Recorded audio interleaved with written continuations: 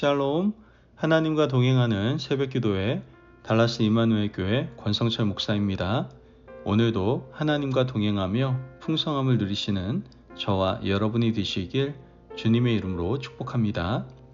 오늘 말씀은 시편 101편 1절에서 8절까지의 말씀입니다. 내가 인자와 정의를 노래하겠나이다. 여호와여, 내가 주께 찬양하리이다. 내가 완전한 길을 주목하오리니 주께서 어느 때나 내게 임하시겠나이까. 내가 완전한 마음으로 내 집 안에서 행하리이다. 나는 비천한 것을 내 눈앞에 두지 아니할 것이요 배교자들의 행위를 내가 미워하오리니 나는 그 어느 것도 붙들지 아니하리이다. 사악한 마음이 내게서 떠날 것이니 악한 일을 내가 알지 아니하리로다. 자기의 이웃을 은근히 헐뜯는 자를 내가 멸할 것이요 눈이 높고 마음이 교만한 자를 내가 용납하지 아니하리로다. 내 눈이 이 땅에 충성된 자를 살펴 나와 함께 살게 하리니 완전한 길에 행하는 자가 나를 따르리로다. 거짓을 행하는 자는 내 집안에 거주하지 못하며 거짓말하는 자는 내 목전에 서지 못하리로다. 아침마다 내가 이 땅의 모든 악인을 멸하리니 악을 행하는 자는 여호와의 성에서 다 끊어지리로다. 아멘. 하나님의 말씀입니다. 미래를 다짐하는 아이들을 볼 때에 부모의 마음은 어떨까요? 대견하기도 하고 아마 기특한 마음도 들 겁니다. 부모라고 한다면 어느 누구나 다 마찬가지 아닐까요? 아니 어차피 지키지도 못할 약속 왜 그렇게 하냐? 아마 이렇게 핀잔 주는 부모는 없을 겁니다. 다만 그 순간 자녀의 다짐이 귀하고 아름다워서 그렇게 한번 해보라고 격려해주고 싶은 마음밖에 없다는 것이죠. 오늘 우리가 읽은 시편의 저자인 다윗도 영적으로 충만한 상태에서 하나님 앞에 나는 이렇게 살겠습니다. 나는 앞으로 하나님 앞에서 이런 사람이 되겠습니다. 라고 대단한 고백을 하고 있는 것을 보게 됩니다.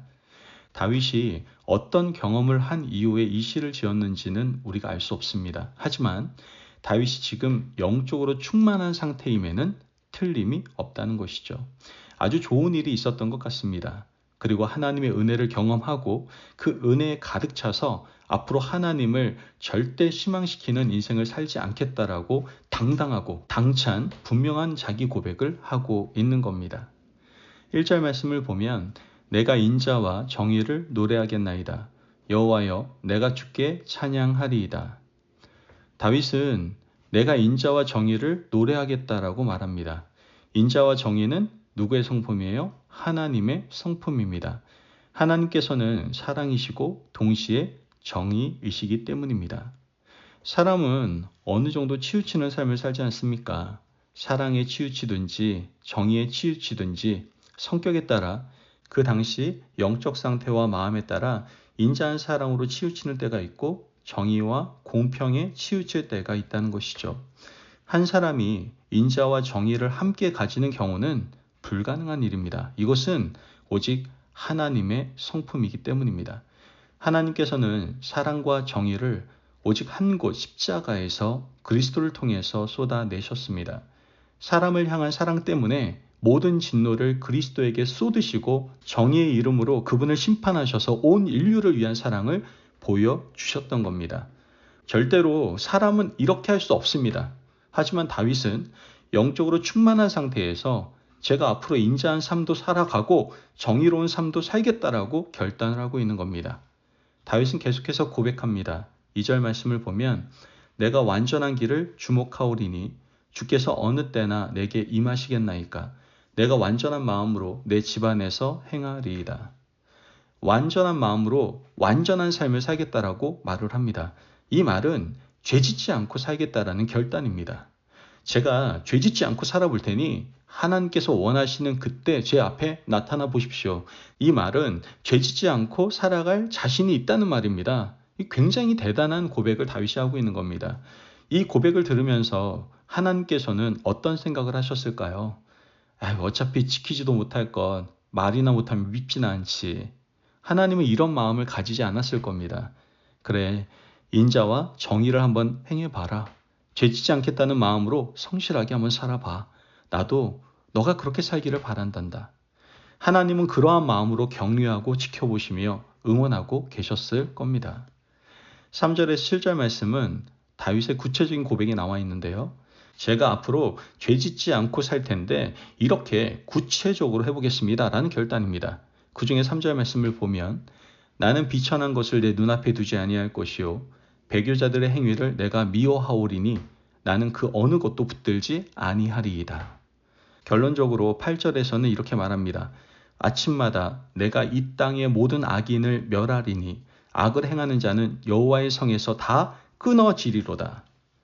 저녁이 되고 아침이 되면 밤에 행했던 모든 악을 제 손으로 끊고 정리하겠습니다. 제가 다스리는 이 나라, 이 땅에는 악인은 발을 붙지 못하게 하겠습니다. 라는 결단으로 시를 마치고 있는 겁니다. 우리는 다윗의 일생을 너무나 잘 알고 있지 않습니까?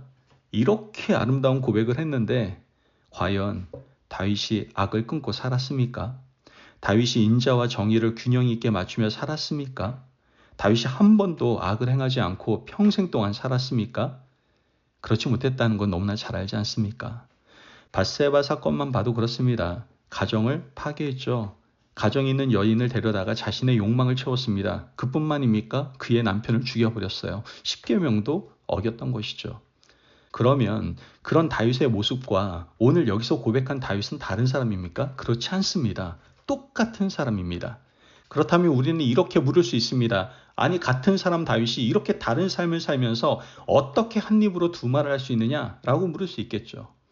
그럼에도 불구하고 다윗의 이 고백이 의미 있는 이유는 시를 지어 하나님께 드리는 이 순간 진실했다는 데 있습니다.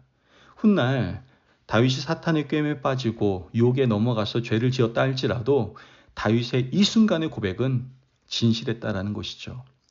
오늘 이 순간의 고백이 있었기 때문에 나단이 다윗을 책망했을 때 하나님 앞에 즉시 무릎 꿇고 돌아와서 회개할 수 있었던 겁니다. 만약 이 순간의 고백이 없었더라면 나단의 지적 앞에 다윗은 절대로 돌이키지 않았을지도 모릅니다. 우리는 베드로를 잘 알고 있지 않습니까? 베드로는 마태복음 16장에서 그리스도에 대한 진실한 신앙 고백을 하게 됩니다. 요한복음 6장에서도 진실한 고백을 하죠. 이 두 번의 진실한 고백을 한 사람도 훗날 예수님을 3번이나 부인한 사람도 같은 사람 베드로였습니다. 그럼에도 불구하고 이 베드로의 고백이 진실하고 의미 있었던 이유는 베드로의 고백 때문에 닭이 울 때 돌이키고 눈물로 회개할 수 있었던 것이죠. 가룟 유다나 베드로나 똑같은 죄를 짓고 그리스도를 배반하기는 마찬가지였어요. 하지만 가룟 유다는 돌이키지 못했습니다. 그가 돌이키지 못했던 이유는 진실한 신앙 고백이 없었기 때문입니다. 여러분, 오늘 우리는 주님 앞에서 하루를 시작합니다. 하나님 앞에 사랑의 고백을 제발 아끼지 마시기 바랍니다. 엄마 앞에서 제잘거리는 아이처럼 하나님 앞에서 우리의 고백을 쏟아내시기를 바랍니다. 오늘 우리가 하는 이 고백이 혹시 우리가 훗날 넘어지고 실패한다 할지라도 돌이킬 수 있는 단초가 될 수 있을 겁니다. 이 고백이 쌓이고 또 쌓여서 우리는 더 나은 성도가 되고 하나님이 기뻐하시는 믿음의 백성으로 한 걸음 한 걸음 더 나아갈 수 있게 될 줄로 믿습니다. 그러므로 아름다운 고백을 오늘도 주님께 올려드리는 저와 여러분이 되시길 주님의 이름으로 축복합니다. 아멘. 기도하겠습니다. 사랑이 많으신 아버지 하나님 감사합니다. 오늘도 우리에게 귀한 말씀에 은혜 허락하심을 감사합니다. 하나님, 우리가 하나님 앞에서 늘 진실한 사랑의 고백을 드리게 하여 주옵소서.